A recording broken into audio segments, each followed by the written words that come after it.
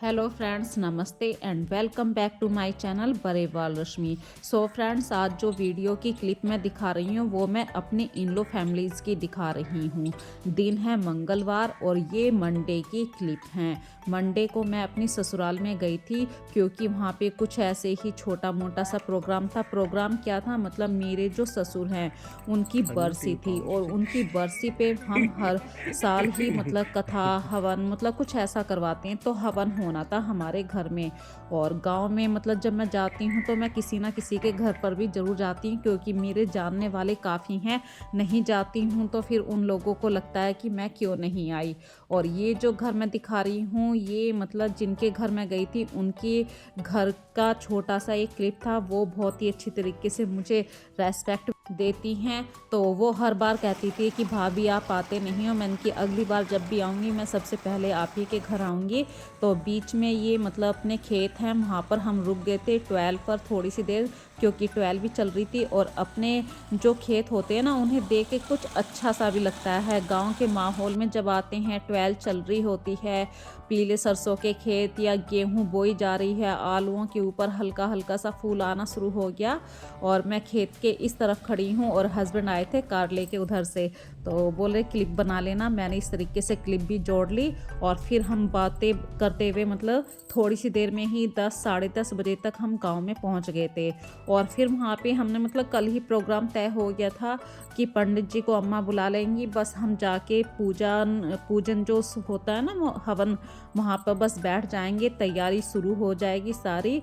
और हम आ गए हैं अपने गांव में। फिर वहाँ पे अम्मा ने सब कुछ तैयार कर रखा था। ये मेरे हस्बैंड हैं, तो हम दोनों बैठ गए थे पूजा में, क्योंकि हवन जो करवाते हैं ना मतलब जोड़े में ही बैठना पड़ता है।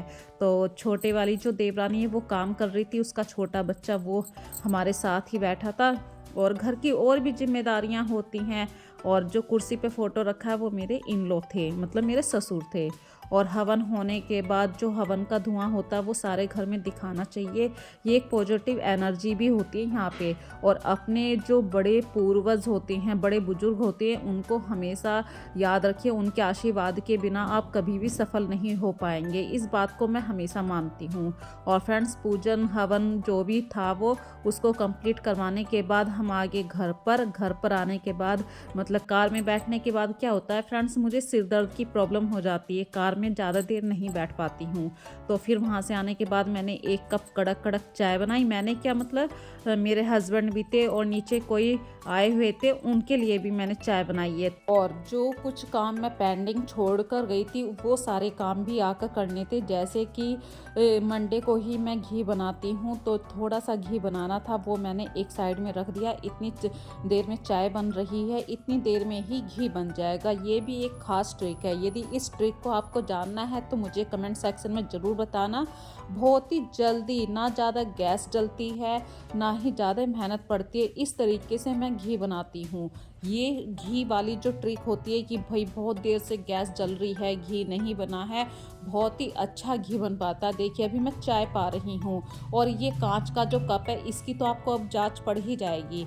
तो ये अभी गरम घी जो हो रहा है ना, इतनी देर में मैं आपको दोनों क्लिप एक साथ दिखाऊंगी। घी भी बन रहा है और चाय भी ठंडी नहीं हुई है।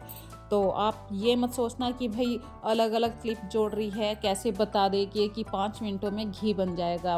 एक्चुअली मैं सच कह रही हूँ, यदि आप मेरी तरीके से घी बनाएंगे तो बहुत ही जल्दी घी बन जाएगा। लेकिन आपको इसके लिए पहले कमेंट करने पड़ेंगे। और देखिए घी ऑलमोस्ट बन चुका है, ज़्यादा मात्रा में तो है नहीं, लेकिन हाँ ये है कि मैं कह सकती हूँ 1 पाव के आसपास घी है। बहुत ही जल्दी घी बन जाता है। चलिए घी वाली बात अब छोड़ते हैं, चाय को एंजॉय करते हैं। घी ठंडा होने के लिए मैंने रख दिया है, बस अब उसे ट्रांसफ़र करना है अपने स्टील वाले डिब्बे में, क्योंकि घी को मैं अक्सर स्टील के डिब्बे में ही लगाती हूँ। और मैं ऐसे भी करती हूँ कि इस बार इस वाले घी के डिब्बे को करा है, जो प्योर ताज़ा घी बनेगा उसे दूसरे डिब्बे में ट्रांसफ़र करती हूँ, पहले वाले डिब्बे में घी नहीं डालती हूँ। और फ्रेंड्स हम गांव गए थे, ये बात मैंने आपको क्लियर कर दी है। तो गांव से हम बहुत सारे मतलब प्लांट्स लेके आए थे, प्लांट्स क्या जो टहनी वाले प्लांट होते हैं। और ये मौसम ऐसा है कि यदि आप पौधे लगाने का शौक़ रखते हो तो आप उन्हें किसी भी पेड़ की जड़ के पास लगा दीजिए, फरवरी तक डेफिनेटली इनकी जड़ें फूट जाएंगी। और फ्रेंड्स अभी नीचे कोई आए हैं, मेरे घर में कोई गेस्ट आए हुए हैं, तो उनके लिए मैं थोड़ा सा गर्म पानी लेकर जा रही हूँ क्योंकि सर्दियों का सीज़न है। आजकल सर्दियों में फ्रेंड्स कोई भी ठंडा पानी पीना पसंद नहीं करता है। आजकल तो सबसे बड़ी बात है, हम सबकी इम्यूनिटी बहुत कमज़ोर होगी और बार बार पानी गर्म करना पड़े। तो इस प्रॉब्लम से बचने के लिए आप फ्रेंड्स जो पानी की केटल आती है, मतलब गर्म पानी करने वाली एक बोतल आती है, आप उसका यूज़ कर सकते हैं। इलेक्ट्रिक केटल जिसको बोलते हैं, बहुत ही मिनटों में सेकंडों में पानी गर्म हो जाता है। और पानी देकर आने के बाद फ्रेंड्स ये वाली जो क्लिप अभी आप देख रहे हैं, ये अगले वाली सुबह की क्लिप है। और रात में मैंने खाना नहीं बनाया था, रात में मतलब गांव से ही खाना आ गया था, वही खाना हमने गर्म करके खा लिया था। अब ये जो क्लिप आप देख रहे हैं ये सुबह की क्लिप है। तो बच्चों को स्कूल जाना, मतलब कार्तिक का एग्ज़ाम है, वो नहाने के लिए अपना पानी गर्म करने के लिए जा रहा है। और आस्था का भी एग्ज़ाम है। तो फ्रेंड्स मैं सबसे पहले अपने परिवार को खाने का इंतज़ाम कर रही हूँ उनके लिए, क्योंकि सर्दियों में फ्रेंड्स यदि आप टाइम से खाना खा लेते हैं, गरम गरम खाने में स्वाद भी आता है। तो ये टाइम है करीब 7:30 बजे का। सुबह मैं उतना ही खाना बनाती हूँ जितना परिवार वालों की ज़रूरत के हिसाब से है। और बहुत सारे ऐसे काम भी हो जाते हैं लगे हाथ, जैसे कि आस्था की एक जैकेट थी, उसको मैंने निकाला है बॉक्स में से, तो उसमें काफ़ी सारी इंक्रीज थी। तो कभी कभी हमारे हाथ में यदि कुछ ऐसे गैजेट्स होते हैं तो उनकी वजह से हमारा काम आसान भी हो जाता है। जैसे ये इलेक्ट्रॉनिक जो प्रेस होती है जिसमें स्टीम काफ़ी अच्छी तरीके से बनती है, इस स्टीमर की वजह से आपकी जो जैकेट होती है जिसकी ऊपर वाली लेयर बहुत ही हल्की होती है, यदि आप डायरेक्ट प्रेस करेंगे तो ना तो क्रीज जाती हैं और उल्टा हमारा कपड़ा चिपकने का डर रहता है। तो इस तरीके की वाली जो स्टीम वाली प्रेस होती है बहुत ही अच्छी होती है। कुछ चीज़ों को यदि आप यूज़ करते हैं तो उनकी वजह से आपका काम भी जल्दी होता है, टाइम भी बचता है, और वो आपके लिए बहुत सारी मतलब खुशियाँ तो होती ही हैं जब काम परफेक्ट होता है, आपको बहुत कुछ सिखा भी देती हैं। इसी तरीके से इस वाली केतली की भी बात कर रही थी, इसका जब आप यूज़ करेंगे तो आपका बहुत सारा टाइम भी बचेगा। भाई आपने भगोने के अंदर पानी भरा, फिर गैस के ऊपर रखा, लाइटर जलाया, इतनी देर में तो यहाँ पर इस केतली के अंदर पानी गर्म हो जाता है। और इसकी लीड लगाकर भी आप रख सकते हैं, इसको डायरेक्ट यूज़ भी कर सकते हैं, चाहे इसमें से पानी को आप ट्रांसफ़र भी कर सकते हैं।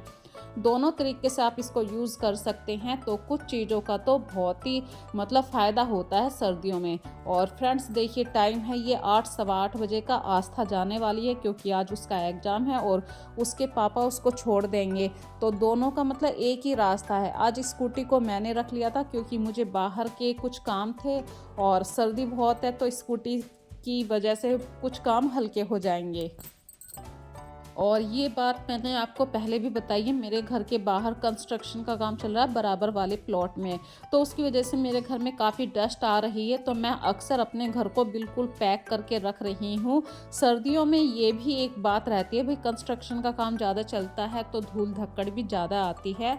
चलिए ये वाली बातें तो मैं छोड़ती हूँ। और मेरे परिवार के सभी जने कुछ ना कुछ मतलब जैसे कार्तिक अपने स्कूल चला गया, हस्बैंड ऑफिस चले गए, आस्था भी चलेगी, और अब घर की पूरी रेस्पॉन्सिबिलिटी घर को सही से मेंटेन करना, घर को बिल्कुल ऑर्गेनाइज करके रखना, नीट एंड क्लीन करके रखना, हर छोटी से छोटी चीज़ को उसके प्रॉपर प्लेस पे रखना, ये सब जो जिम्मेदारियां होती हैं ये मेरे ही कंधे पर हैं। यदि मैं अपनी जिम्मेदारियों से थोड़ा सा भी खिलवाड़ करूँगी तो घर थोड़ा सा डिस्टर्ब हो जाता है। तो फ्रेंड्स सबसे पहले मैं अपनी किचन को साफ़ करने के लिए ही आ गई हूँ, क्योंकि किचन को यदि आप प्रॉपर तरीके से साफ़ कर देते हैं तो आप ऑलमोस्ट अपने घर का काफ़ी हद तक काम समेट लेते हैं। तो जो बर्तन मतलब रात के धुले हुए रखे थे वे मैं उन्हें खाली नहीं कर पाई थी, मतलब टाइम की कमी चल रही थी। भाई जब कल मैंने अपना काफ़ी टाइम गांव में दिया है तो अगले दिन हम अपने घर को जिस हिसाब से रूटीन में लेकर चलते हैं वो रूटीन थोड़ा सा डिस्टर्ब हो जाता है, अप एंड डाउन्स हो जाते हैं, वो माइंड से हम काम नहीं कर पाते हैं। तो फ्रेंड्स यहाँ पे जो कल के बर्तन थे धुले हुए उनको रख रही हूँ, और जो किचन फैली हुई है उस किचन को समेटना। ये सब एक मतलब पैरेलल वर्क होता है ना, आप यदि उस हिसाब से करेंगे तो आप एक प्रॉपर तरीके से अपने घर के काम को बहुत ही ईजीली निपटा पाएंगे।